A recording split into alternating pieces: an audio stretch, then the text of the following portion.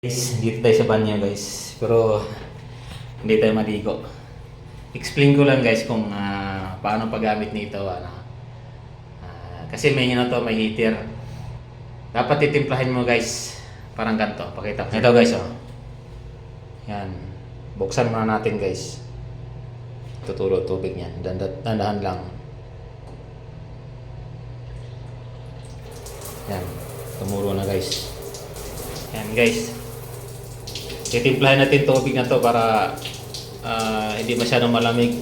Kasi pag dito ilalagay mo guys, oh. Yan, pagpihit mo ng ganon, yan, malamig yan. Dito sa Baguio kasi sobrang lamig na ng panahon, kailangan mo na maligam-gam na tubig. Dapat pihit mo dito na guys, oh. Dito lang. Pipihit mo siya papunta sa kabila. Yan, iinit na yan guys. Ayun, lakas. Iinit na yan guys.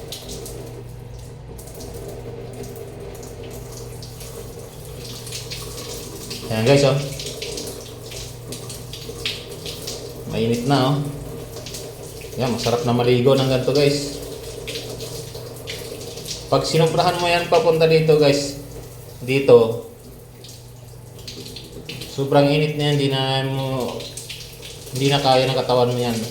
Dapat yan, pagtitimplahin mo siya, yung lamig saka yung init, dapat dito lang yan sa bandang gitna. Ayaw, uusok guys oh. Nausok, sobrang init.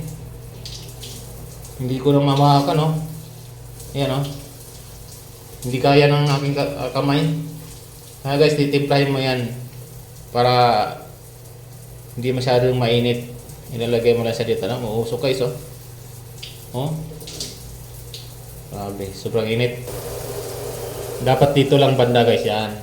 Ang timpla niya na, pwede na siya oh. Pwede na tayong maligo ng ganito, hindi na tayo lalamigin dito. Kahit malamig yung panahon dito sa Baguio.